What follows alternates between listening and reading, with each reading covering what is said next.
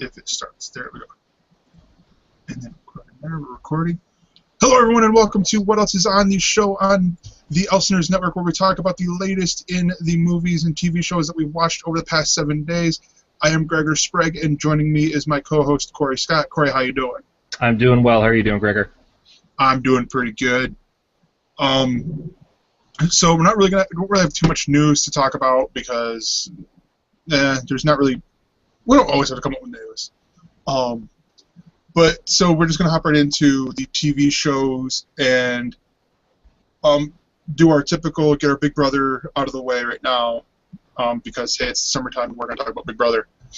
So you did not see yesterday's episode. We record on Monday, so yesterday's episode. But how do you feel about the eviction that happened? The eviction was pretty much exactly what they wanted to have happen. The person who was obviously gunning for Jeff.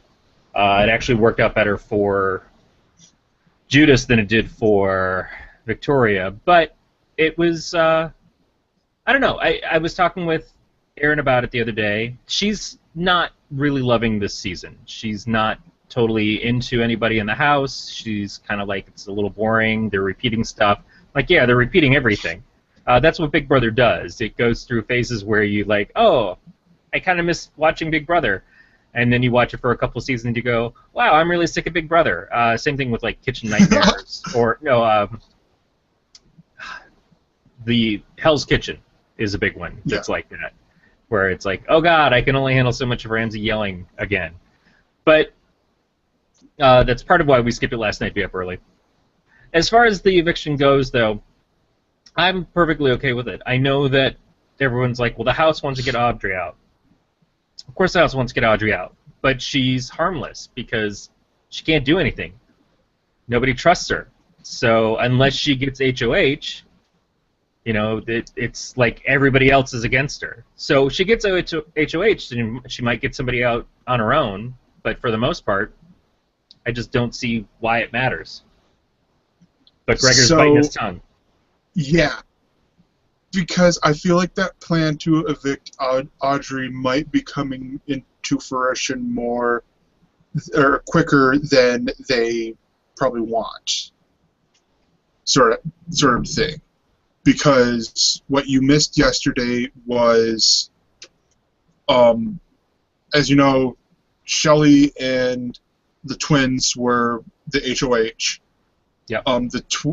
They had set up for, and they asked, what's his name, the dentist dude, to John. be a pawn. Yeah, John to be a pawn again, and Shelley did, and I think he went up there with James.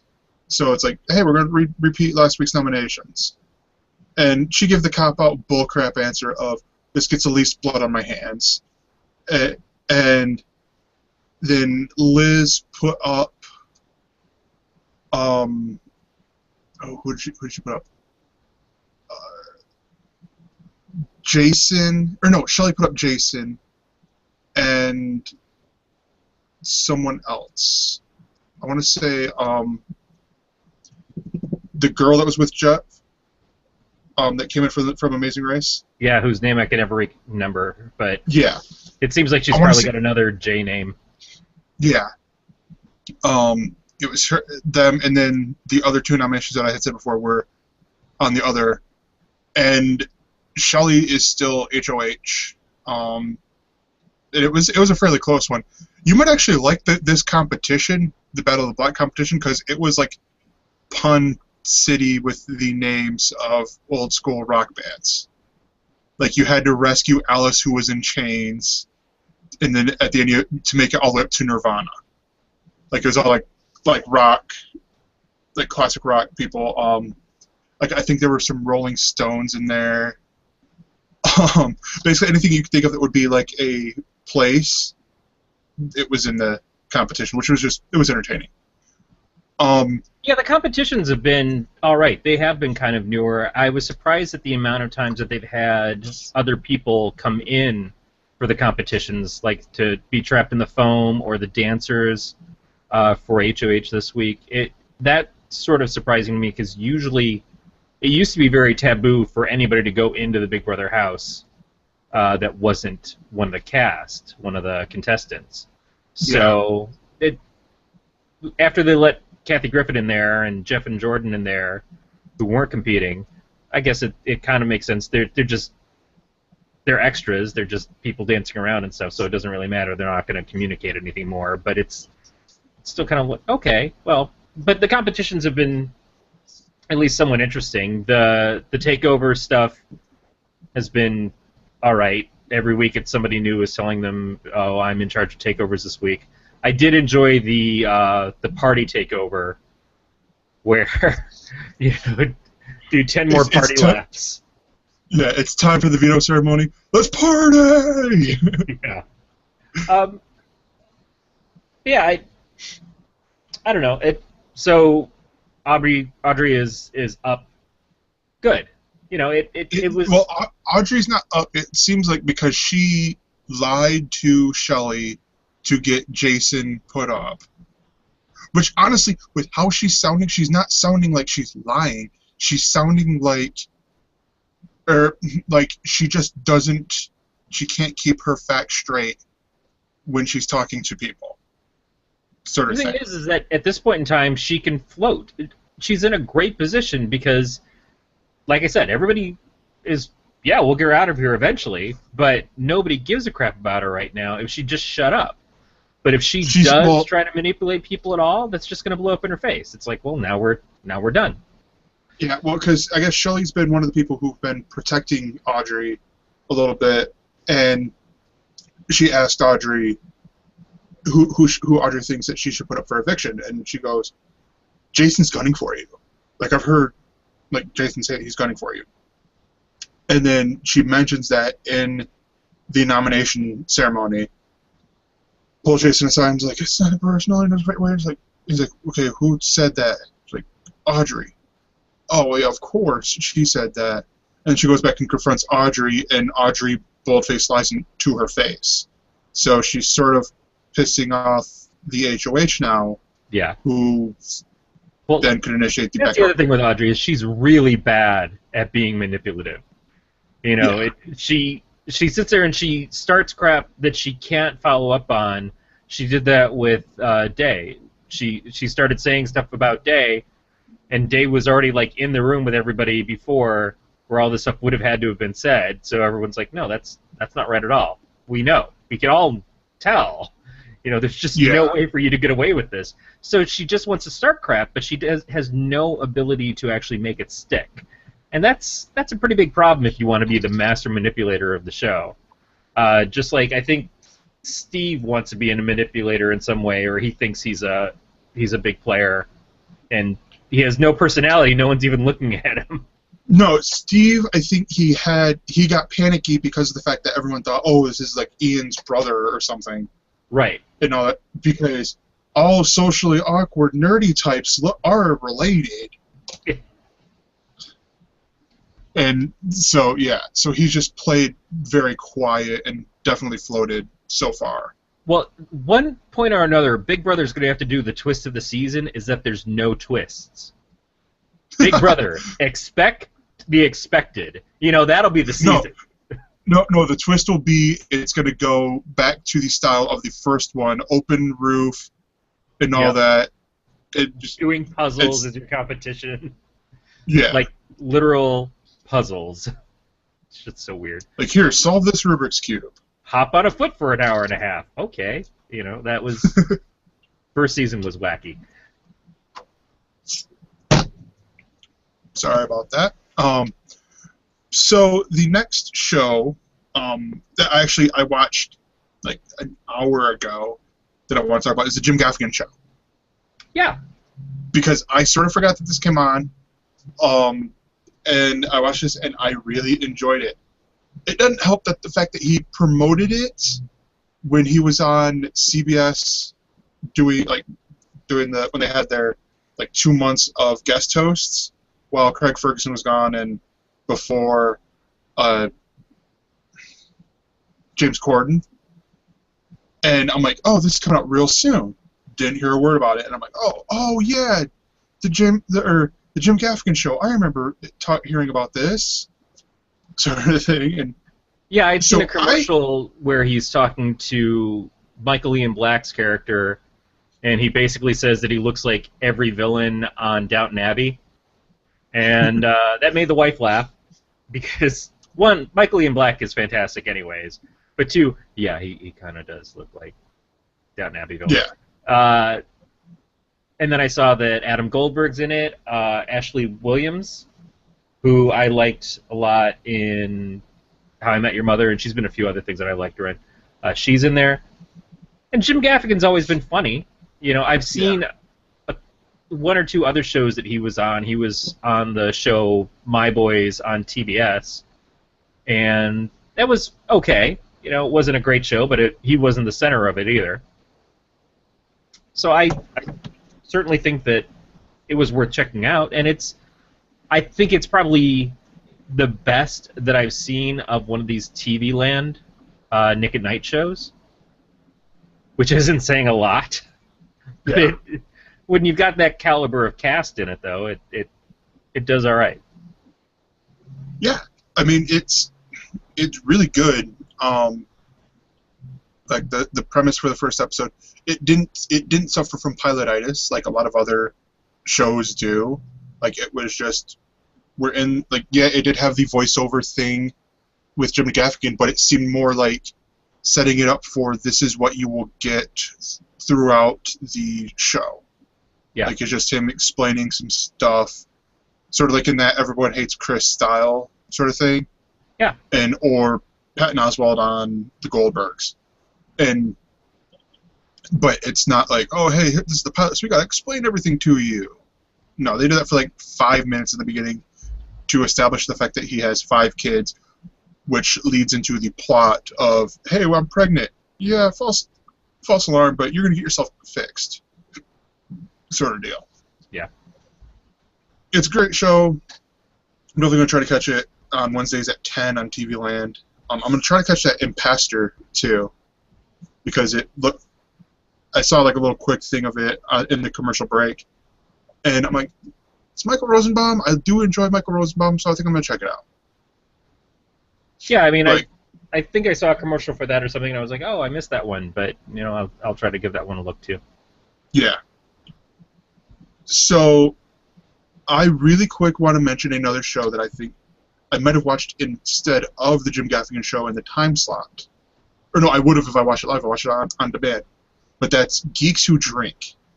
Now, I think I mentioned this last week on Starts and Stops, but this is, I'm blanking on Zachary Levi. It's his show that he created, where it is basically the geek bar quiz show, complete with the names of, like they had the dude from NCIS, Eric Christensen or whatever his name is. Eric Christian Olsen. Olsen. Yeah. Yeah. On one team, on the team Han Solo Cups. And the dude from CW shows, he was in a few other things, I can't think of what his name is. And they were on the team Tequila Mockingbird. And I'm like, I love those names. Those names are awesome. And they played with two contestants on each team. And it was just bar trivia question. And it has a drinking game. So if the scores are tied, you take a drink. If they're going to commercial break, you take a drink. Oh, so it completely disqualifies me from ever being on the show.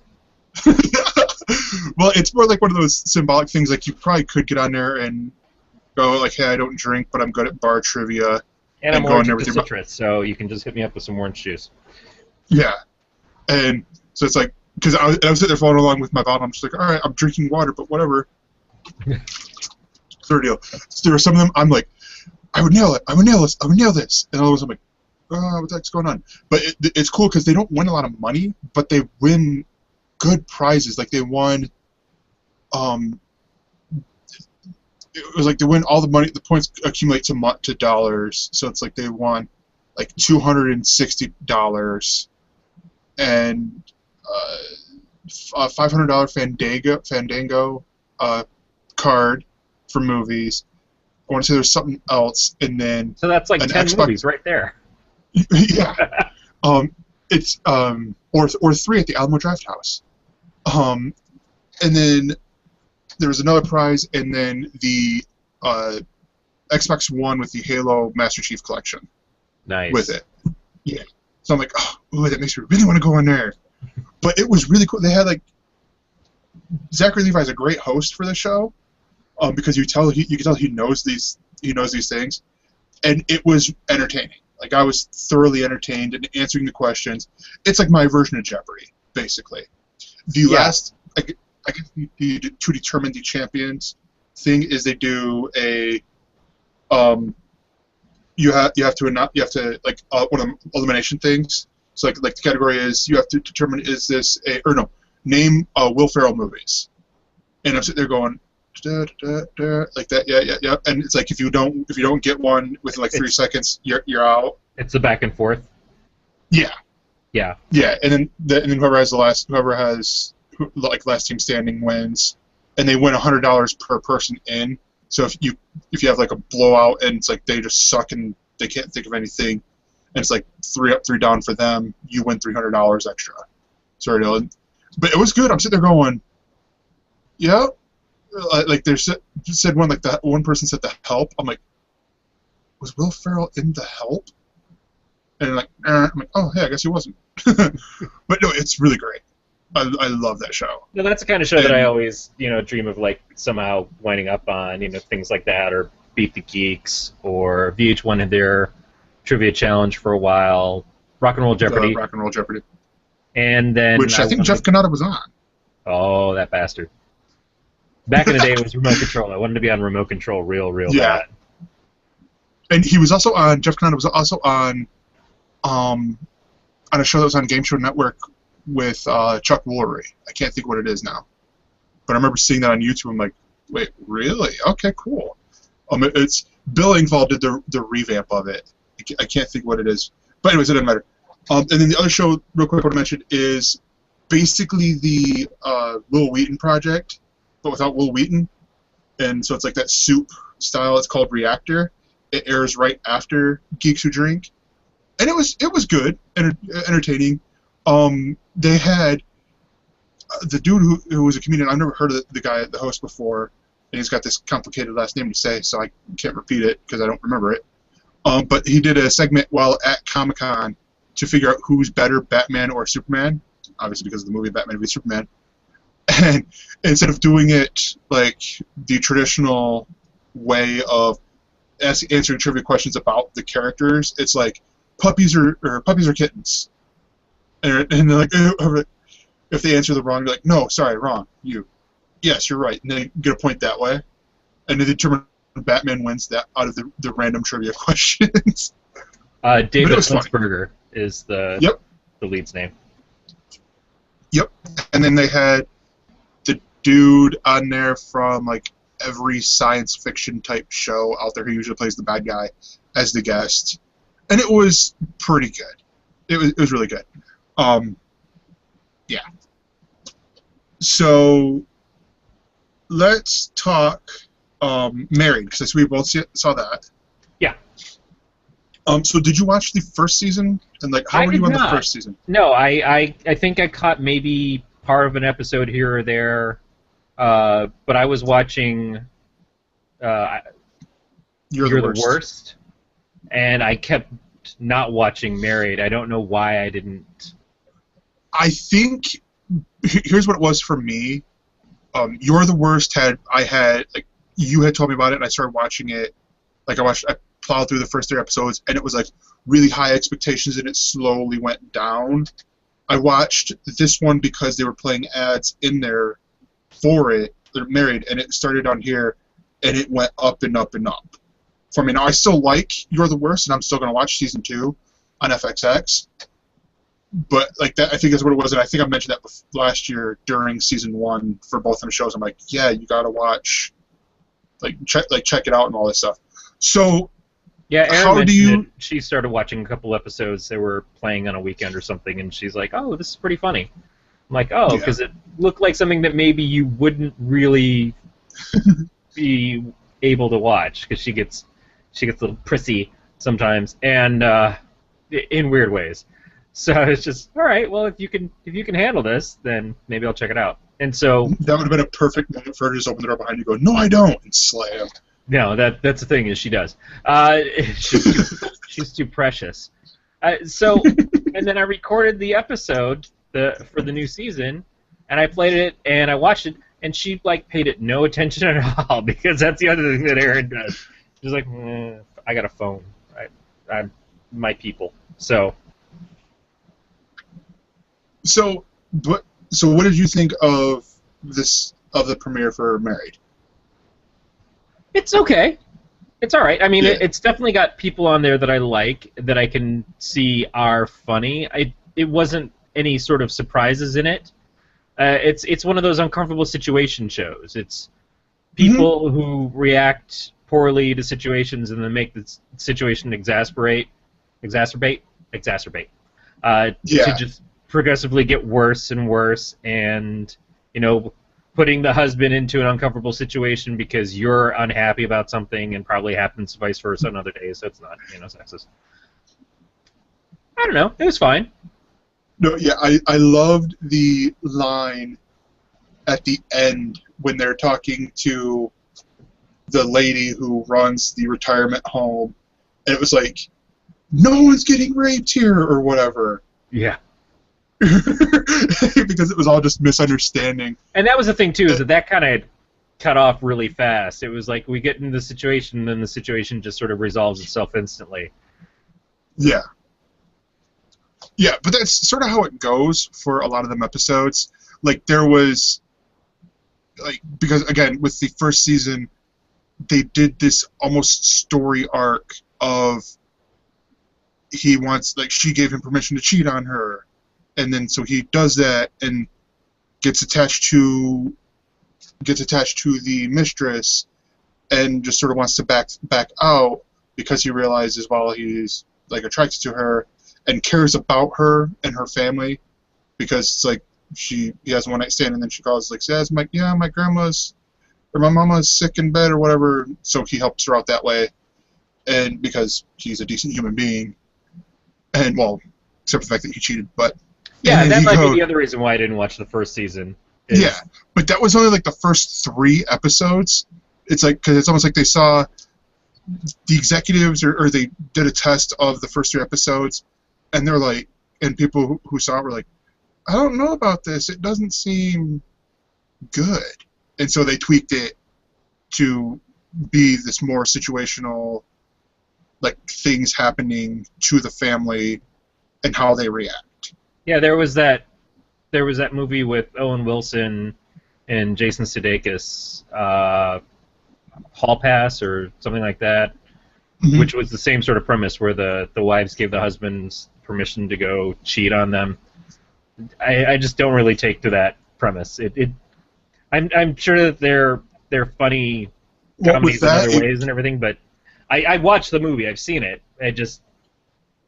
That whole idea of but it. With that, it could have been with Married. With Married, it probably could have been done funnier in a way, because it was just more.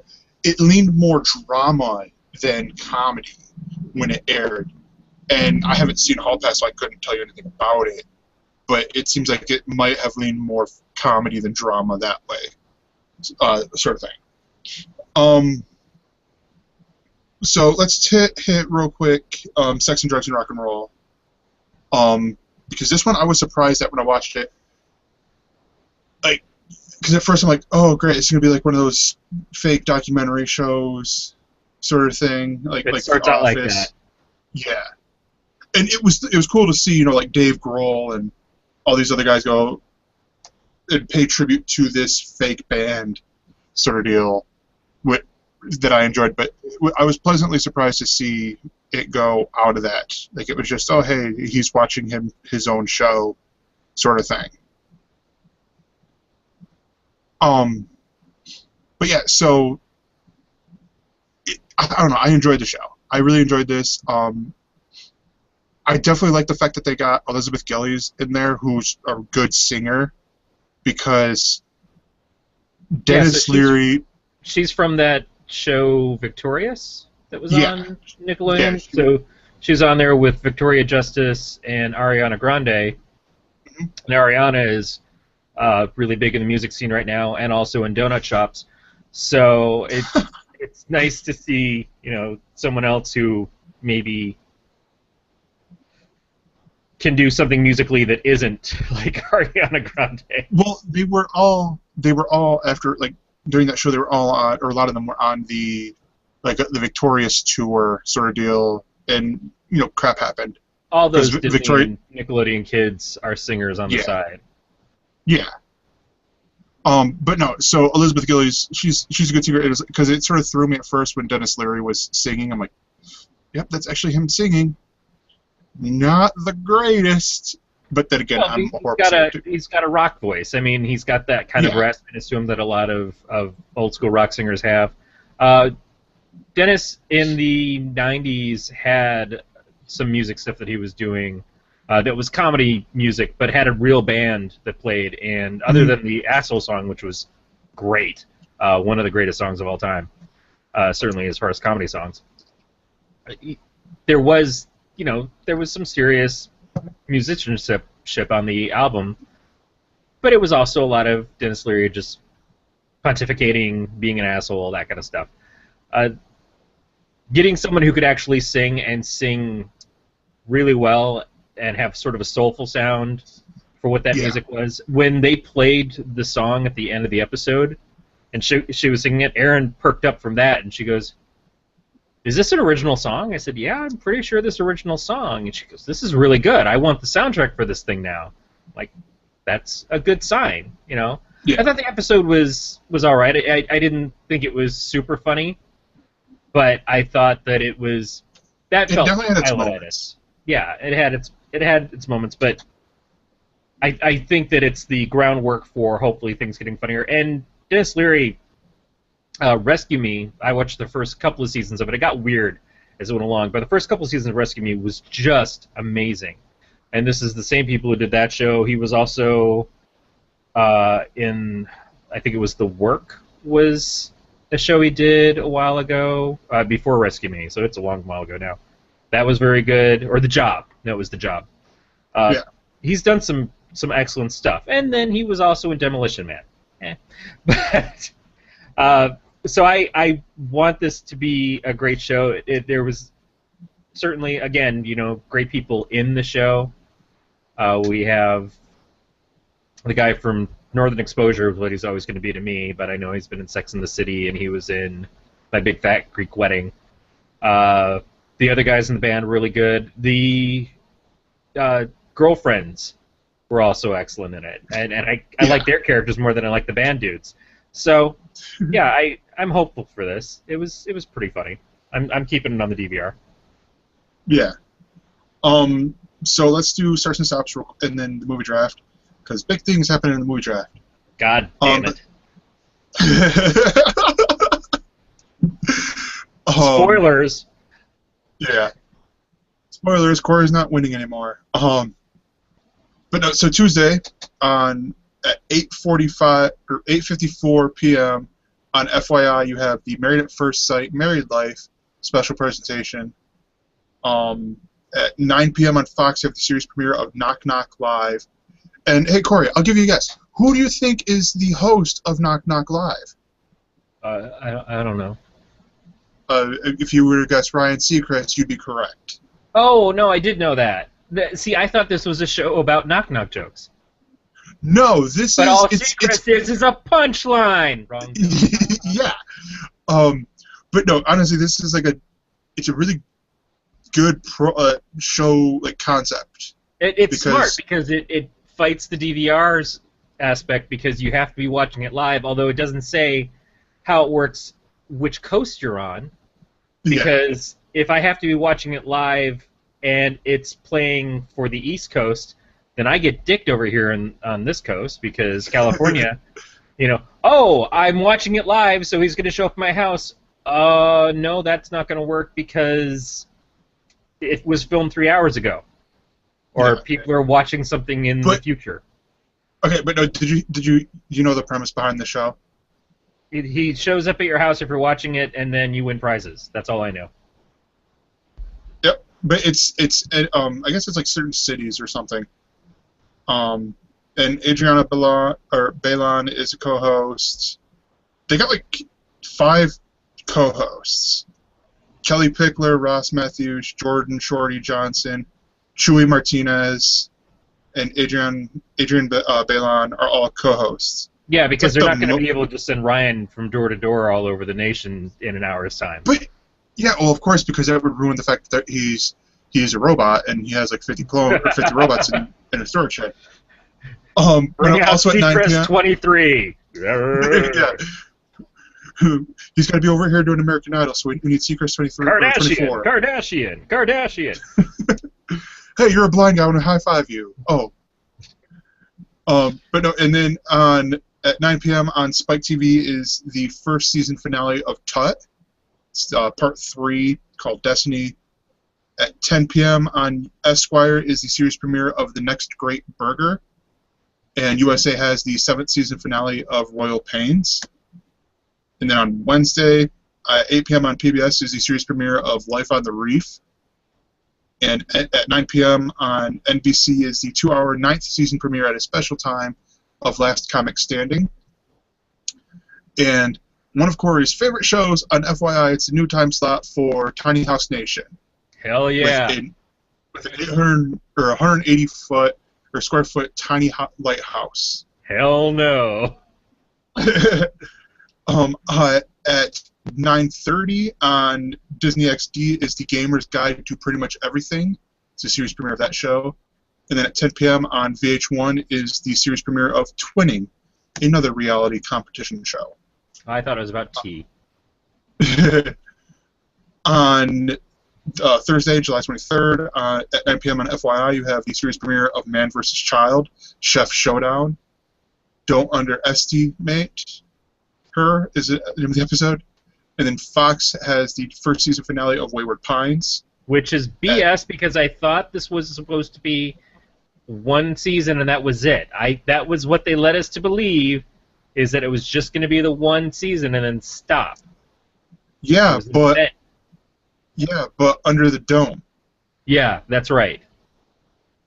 And at 10 p.m. on FYI is the series premiere of Rusty's Rockfest, backstage with Zac Brown Band, Dallas, Keeping Calm, and Cook On. I don't know where the subtitle is at, and the episode title begins on that one, so I just did it all.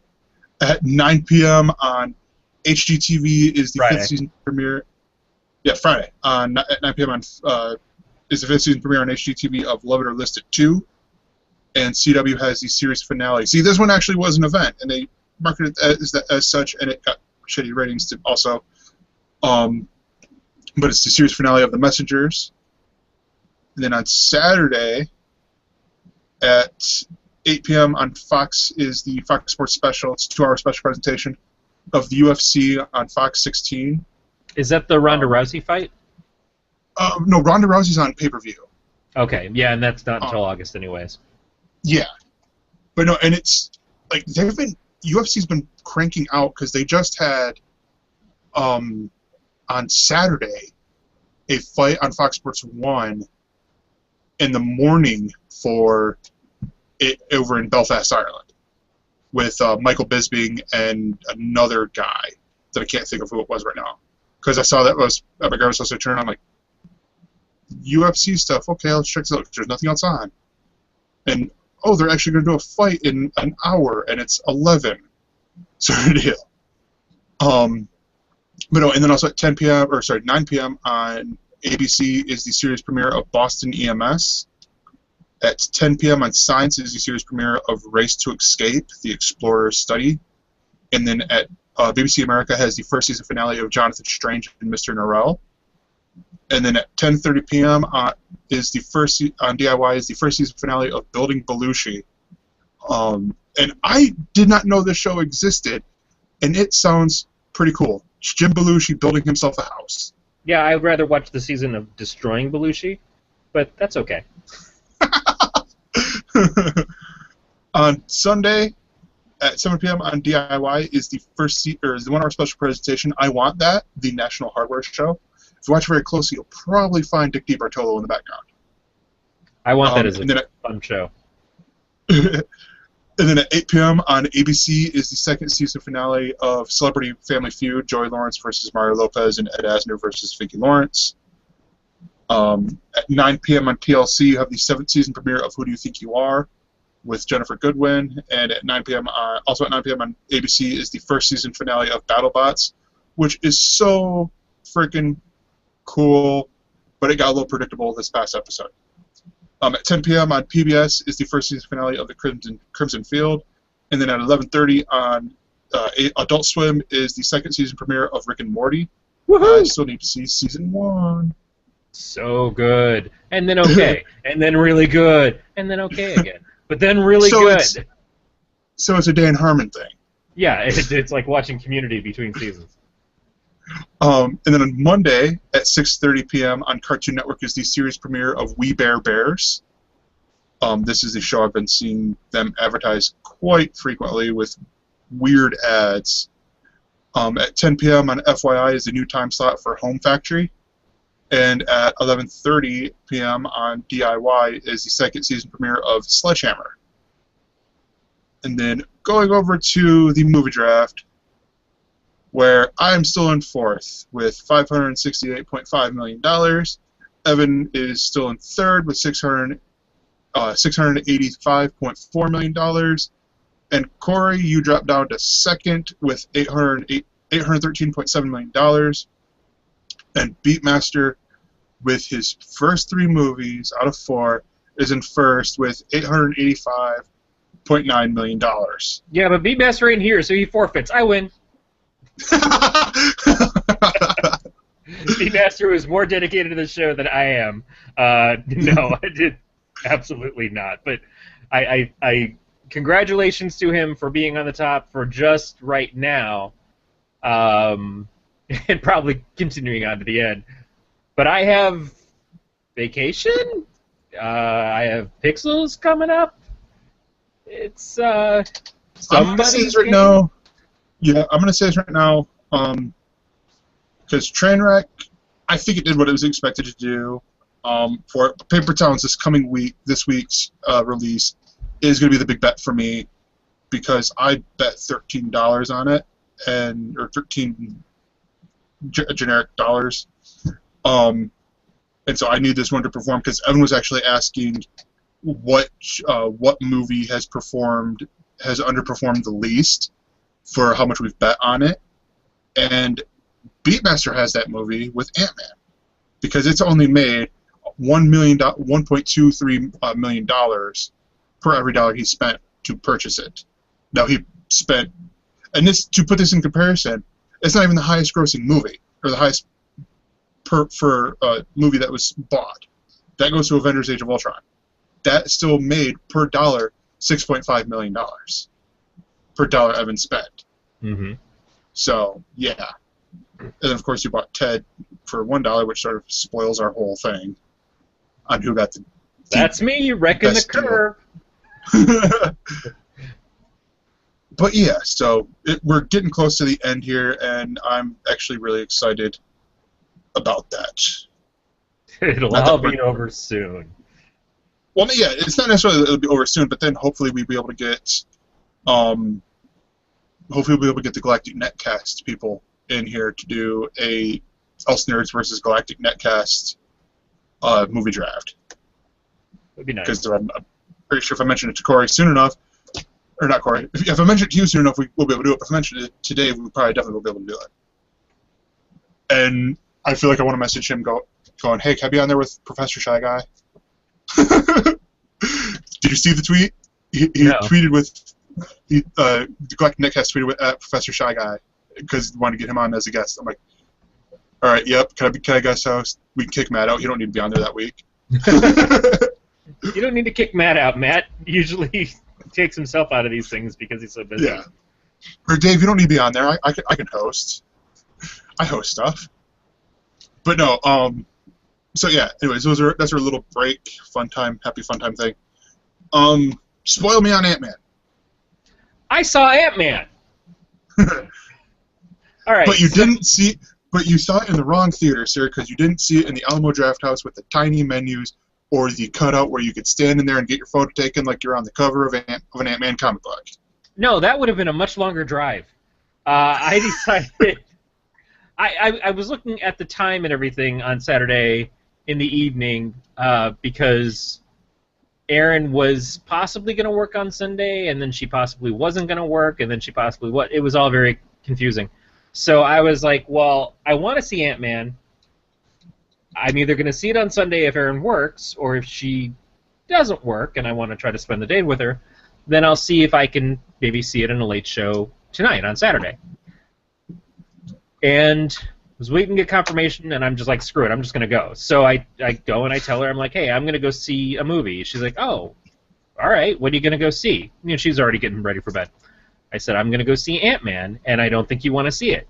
And she's like, yeah, probably not. I said, but if it turns out like Guardians of the Galaxy, then we'll go see it again, because she really liked Guardians of the Galaxy. And I knew when I saw Guardians, I'm like, shit, my wife's going to want to see this.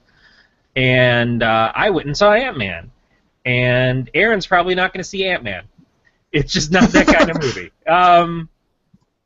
So I'm seeing a lot of things. Now, everybody wants to put their little joke spin on it's the smallest opening since The Incredible Hulk for Marvel.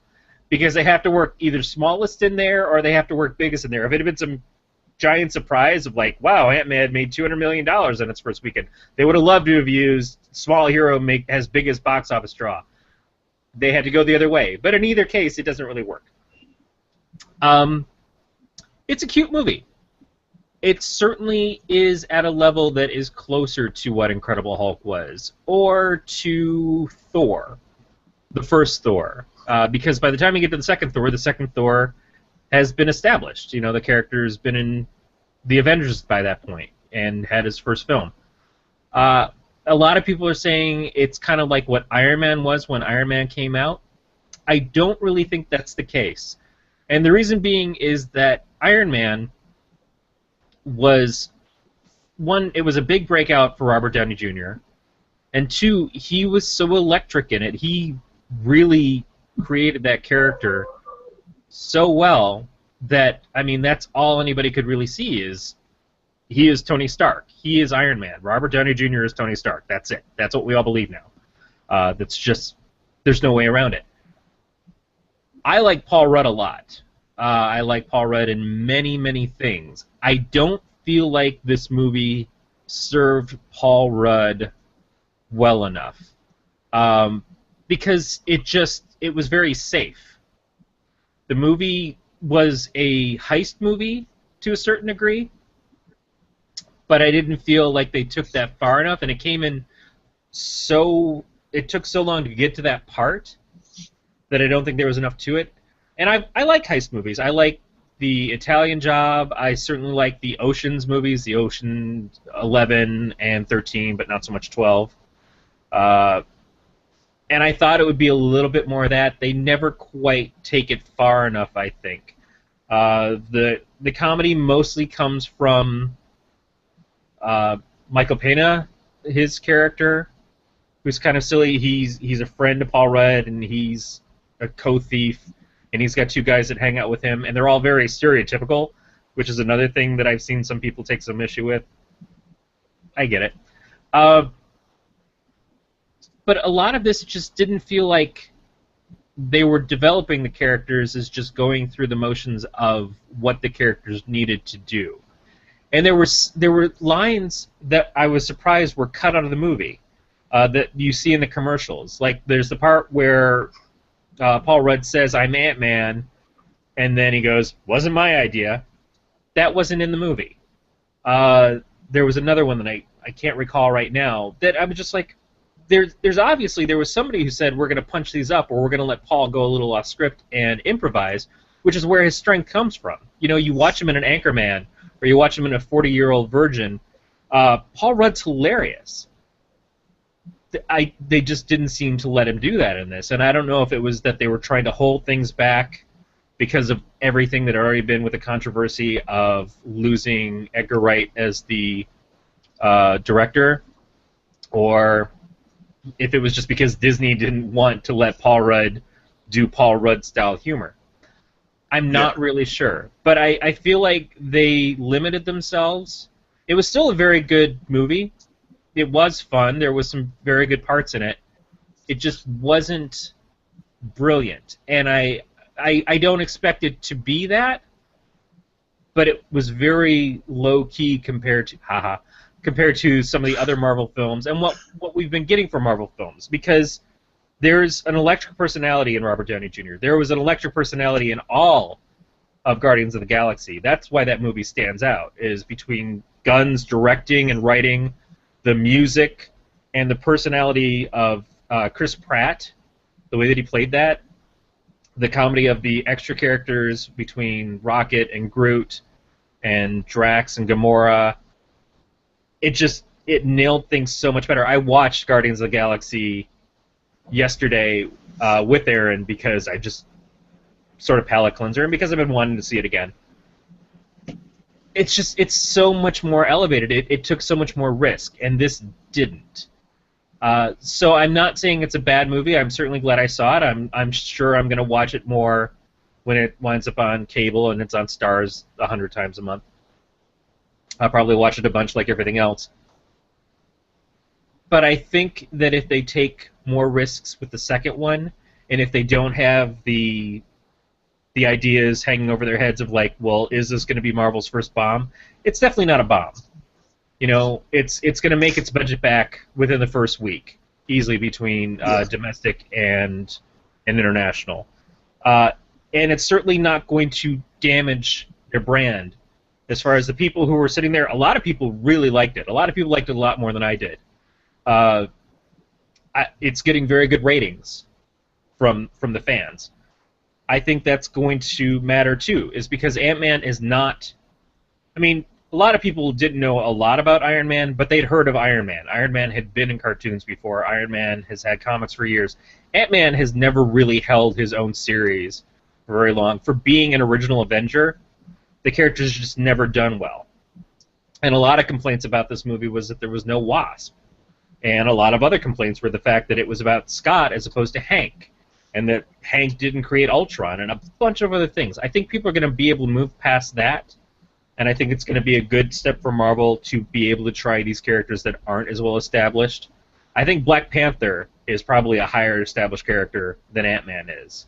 I think Captain Marvel, at this point, the Carol Danvers character, is a more beloved character than Ant-Man is. So if they can be successful with this, without any groundwork to really lay for it, other than we had a cameo we saw in the commercials of Falcon, I think that this is a good sign for Marvel, not a bad sign. Wait, you said the cameo was in the commercial, so it wasn't in the movie?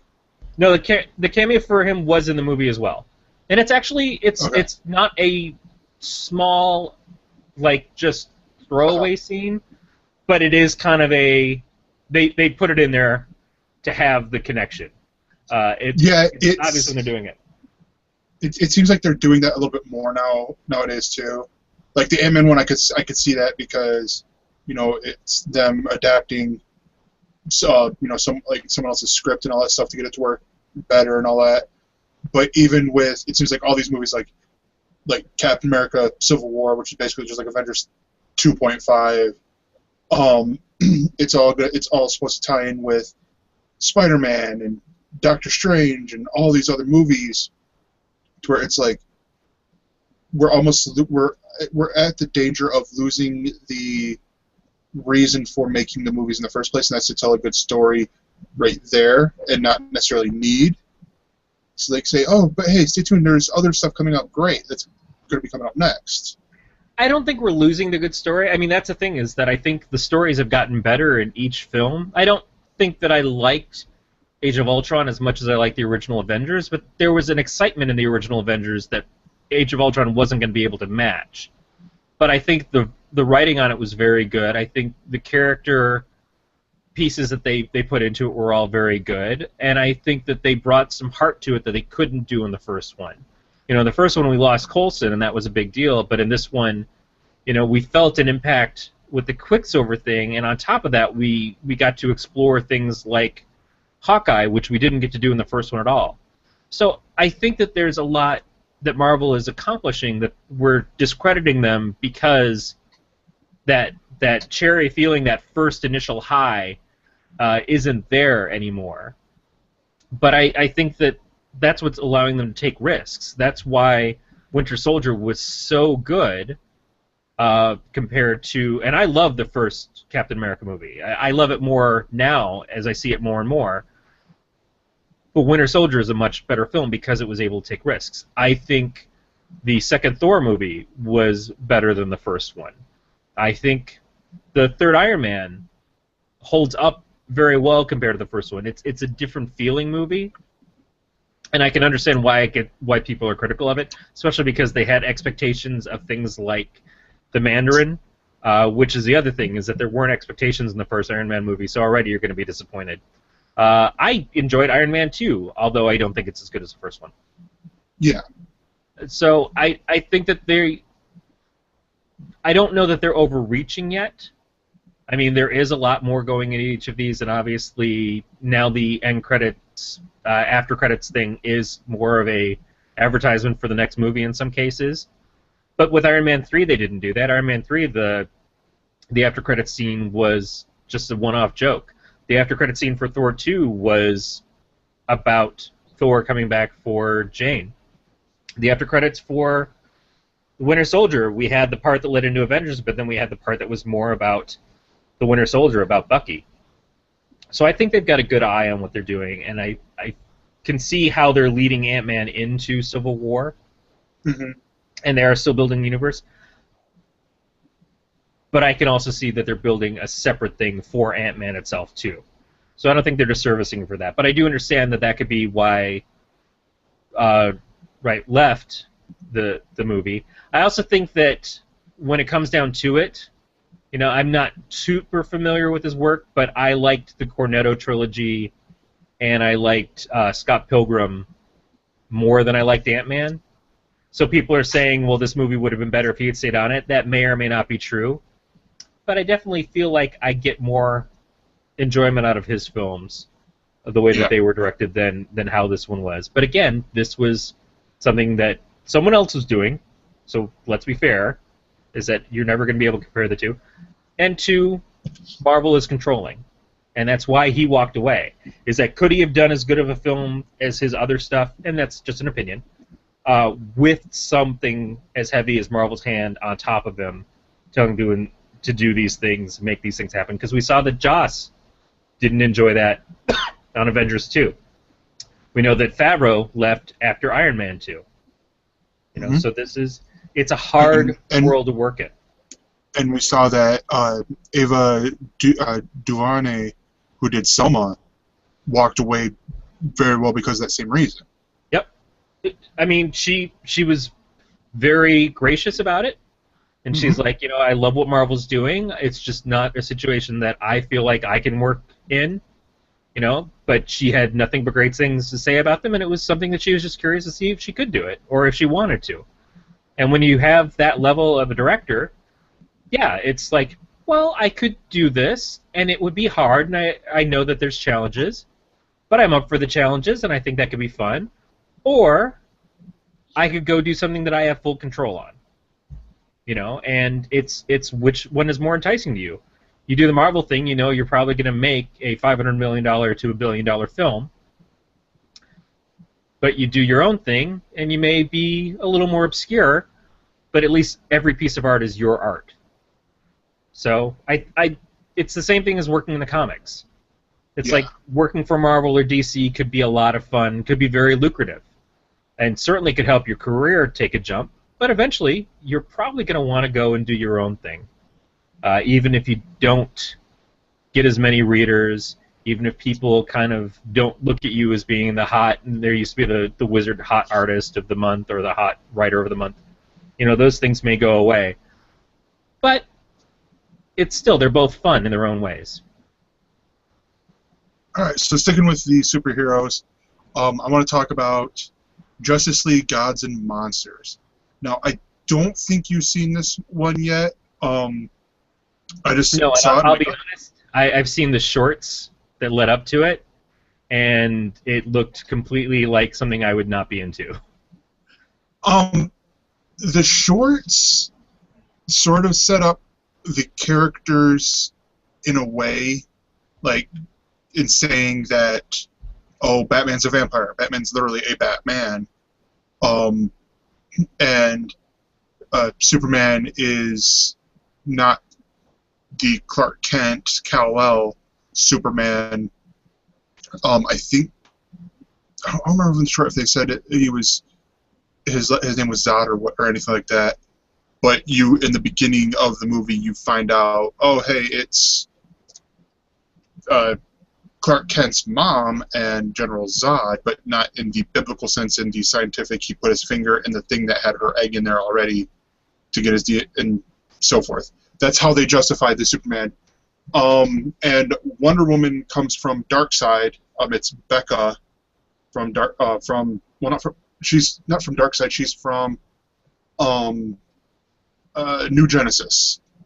Right. And she was because they do in the movie they do a great thing of telling the backstories within the movie. Like Superman's was right up front, and here you go.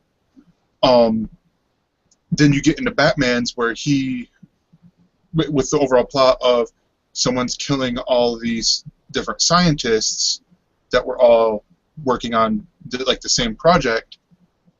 Like and they're framing the Justice League to do this, and you get his backstory in through that with how he was a busy college student. And actually, I don't know.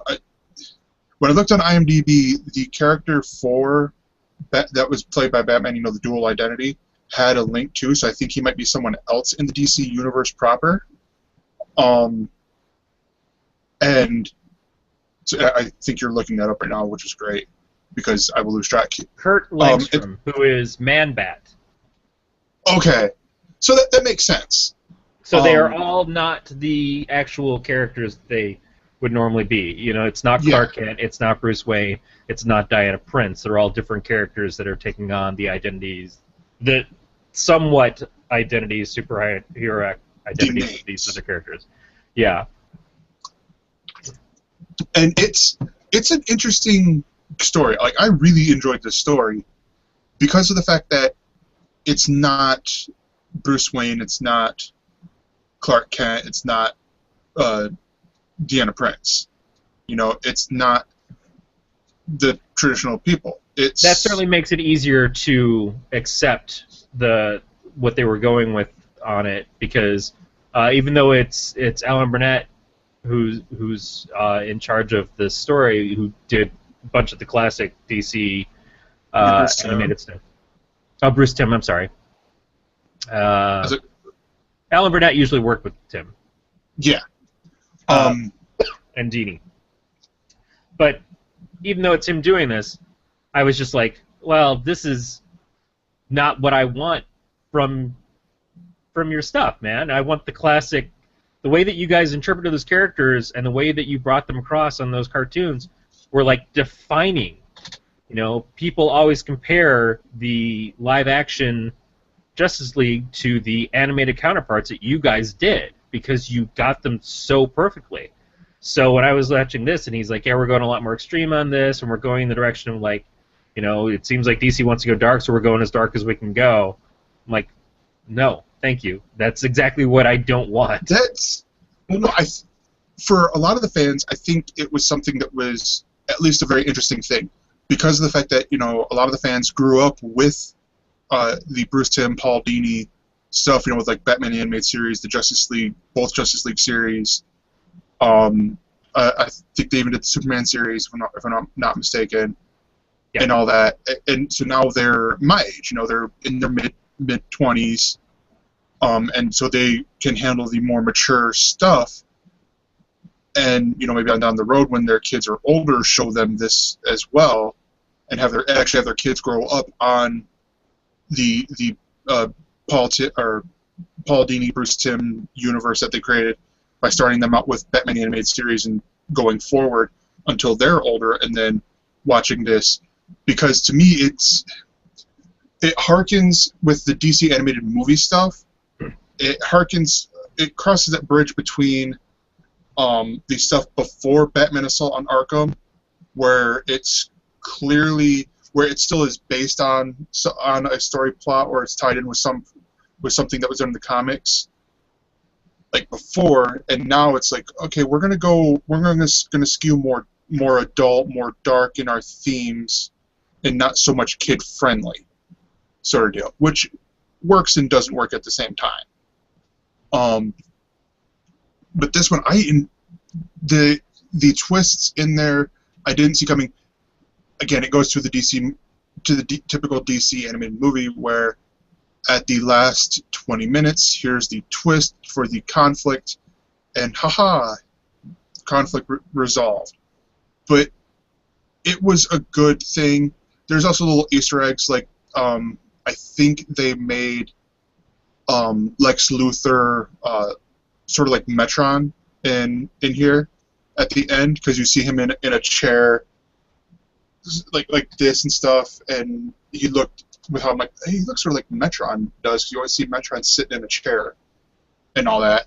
And the origins, I didn't mind the origins at all. They were good. They put them in brilliantly.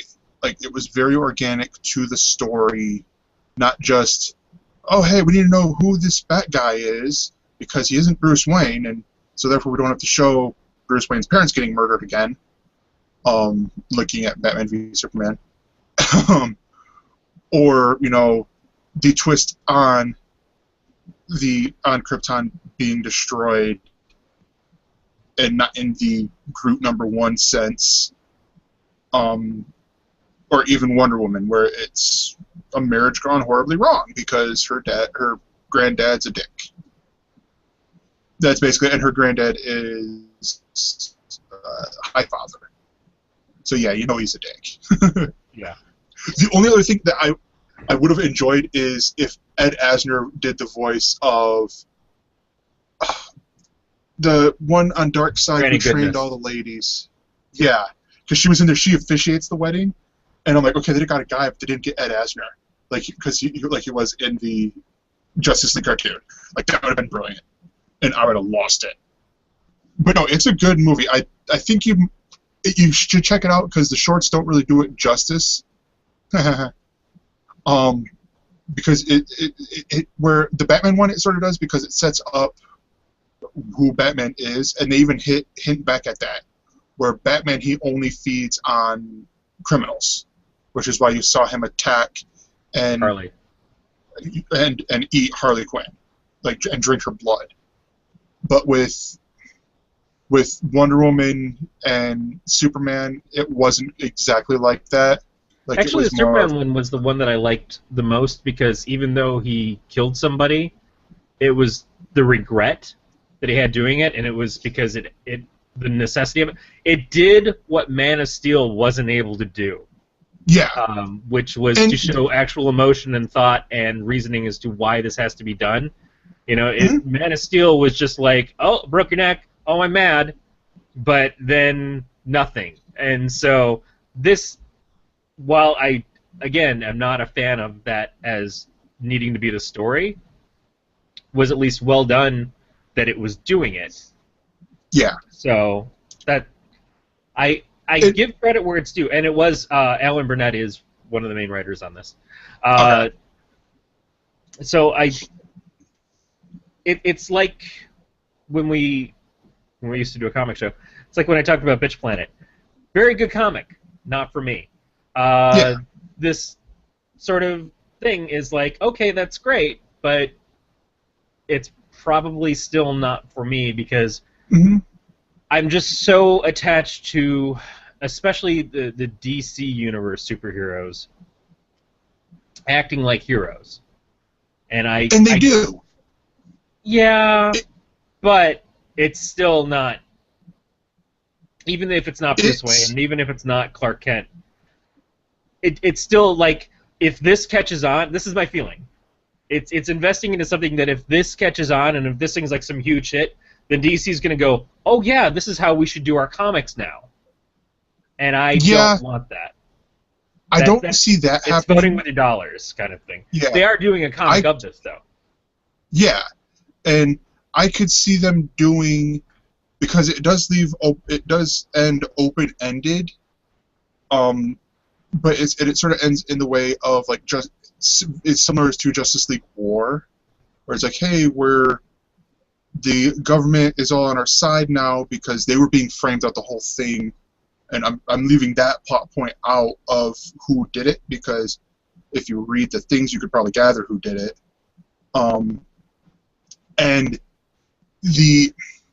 so they leave that to where it has at the end this great just, okay, hey, we're gonna trust you now, instead of, oh, hey, we see these things like these slash marks that look like it's from Wonder Woman's sword, and these fang marks in Mr. Freeze that look like vampire fangs, and we know Batman does that because obviously Batman, sort of deal, and scorch marks on places, which obviously indicates Superman's eye beams that he does, sort of deal. And there's a little bit of an Easter egg thing that it's maybe just me looking into it, but of Superman doing his solar flare. Now, it's not Superman doing it, it's part of the people who are framing him, but I'm like, it's a nice little shout out to the comics, that what they're doing right now with just, but it could just be like I'm looking at it differently. I'm looking at it and putting my own stuff on there. But it's good. I think you might like this one. I don't know necessarily if they would take this to the comics, but I could see them doing this again, like doing a sequel in this universe in the DC animated stuff. You gotta understand, right now DC has announced that they're going to be doing an animated movie of The Killing Joke. And The Killing Joke is, to me, one of the linchpins of where DC Comics got it wrong. And the author of that comic has even said that now, but he's also a little off the rails. I know, having seen it happen before, DC has said, oh wow, The Killing Joke and The Dark Knight Returns are the biggest selling stories that we've ever told, so this is what we kind of want to build our universe towards, is we want to have these kinds of stories.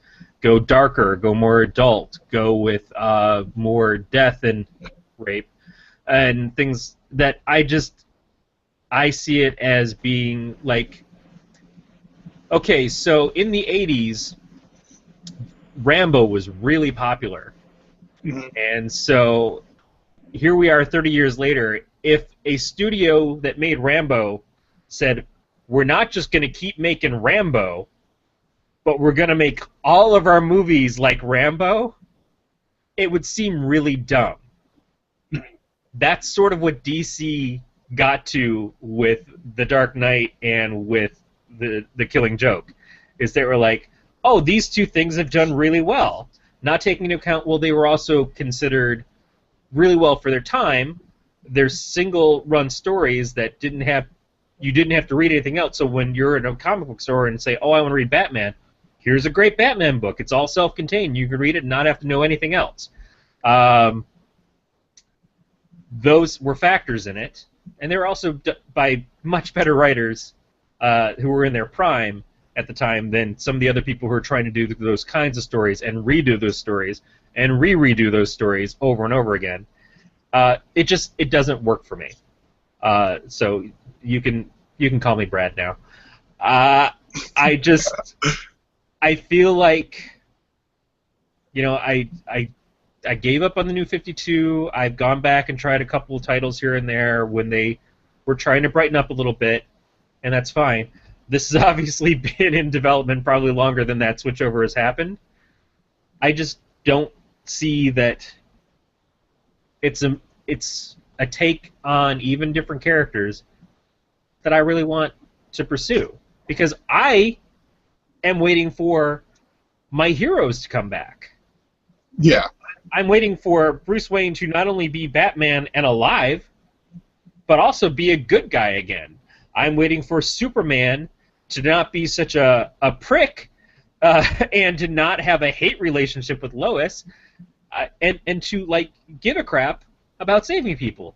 And I know they're slowly getting there. They're slowly getting there, but they started in such a bad place, and I still don't think they're quite there yet. And when they get there, I'm going to be excited and give them my money again. But until that point, I don't see a reason to do it now. Yeah. Also read Hawkeye number 22 because it was awesome, and I don't want it to end. But didn't it? Didn't it just end? Yes, it just ended, and I'm like, but you, last page, you could do, you open-ended, more. Sort of deal. It was a great story. There, and again, this isn't the comic book show, but this is just a little quick 616 bite thing. Great story. I almost threw my tablet at one point because I'm like, no, you are not going to kill the dog, sort of thing. Just like, I was about to pull up my cell phone and go, Fraction! Why you kill Lucky?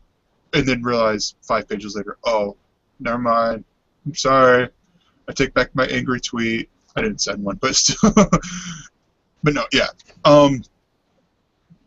So real quick, I think we should wrap things up with Suits, because it's the other show that we both watch fairly regularly and enjoy and aren't watching yet. So, what did you think of the past episode? This week's past episode? It was solid. I mean, it's still continuing on, or it has been continuing on with Rachel's dad and Mike, their thing, but also maybe getting to a point where Harvey and Lewis can be around each other again, and Harvey's finding a little bit closer with Donna. I loved seeing Amy Acker on there. I love Amy Acker. She's a Joss Whedonite. She's been in a lot of his stuff since she first showed up on Angel, and she's always terrific and just stunning. So fits in perfectly on this show. Yeah, it was good. Yeah. Yeah, I enjoyed it. It's I gave up on complications. I'm like, whatever. I enjoyed your other stuff. This is not hitting it for me. But Suits has not done that yet. But yeah, I'm still enjoying this. But though with hearing Royal Pains is ending this week, I'm like, wait, what? So it's like, I think Suits is going to be ending here fairly soon. But yeah, we've got to be at least halfway through our part season, whatever these things are right now. Yeah, something like that. And then the last one I'll real quickly mention, and then we're going to get out of here, is Welcome to Sweden that came back. And this is a decent summertime NBC show. It's the second episode had Jason Priestley in there, and it was just really enjoyable. I mean, you got your, like, if you watch the first season and you liked it, you'll probably watch this and enjoy it as well. Like, the only little shake-up that they did is the one uncle who's Swedish but loves everything American is more recurring than permanent, like he was in season 1. But it's still good. I still really enjoy it. Anything else you want to mention? Any other shows? Just real fast, I watched Sneakers, which is a throwback early 90s movie with Robert Redford, Sidney Poitier, River Phoenix, when River Phoenix was still alive, Dan Aykroyd, and Ben Kingsley. So, if you're at all into the Edward Snowden government spying, the first time I ever heard about the NSA was in the movie Sneakers, at least that I can recall, and figures very prominently into the movie and the plot. It's a great little heist movie, essentially. It's about a group of people who work where they break into places. They're sort of like white hat hackers. They break into places to show you the flaws in your security and the flaws of your bank and how people can get away with ripping you off.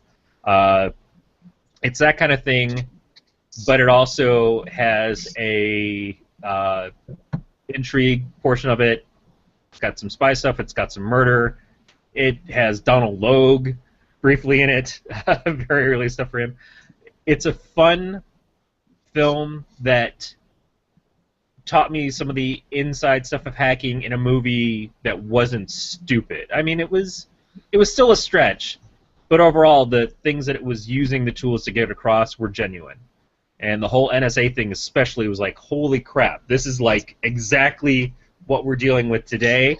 So very interesting thing to watch, considering the fact of how long ago it was. 20 years ago, at least. Wow. But, yeah, that's and that wraps it up here for us. You can find us on Twitter by following us at EltsNerds. You can like our new page at eltsnerds.com. You can like our Facebook page at facebook.eltsnerds.com, where we update.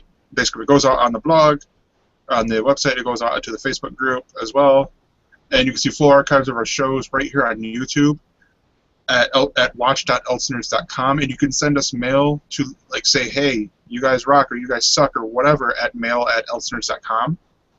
And so I encourage you to do that. Yeah, please tell us we suck. Yes. You can also find us on iTunes and Stitcher by searching for Eltsnerds on both them places. And we have a sister network called the Galactic Netcasts, where they have such wonderful shows like the Sci-Fi Geeks Club, Alien Invasion, Weird World Weekly, Adventure Party. Am I skipping any? I don't think I am. There's the Net Bites, like the Splash page that I do. I hear that there is a new horror show coming up. The show about horrors. Okay, yeah. Yes, absolutely. Oh no, it's just starring two horrors. That's right. But no, yeah, I've heard there's new horror show coming out. That the two guys who do it are awesome gentlemen. That will possibly be doing it are awesome. Phrasing context, yes, works. But no, and they got the net bites and all that stuff, and you can find all their stuff at gncasts.com. And I think the only thing I have to say is that this has been a Don't Tell Glenn production. I think so. Thanks, everybody. Bye.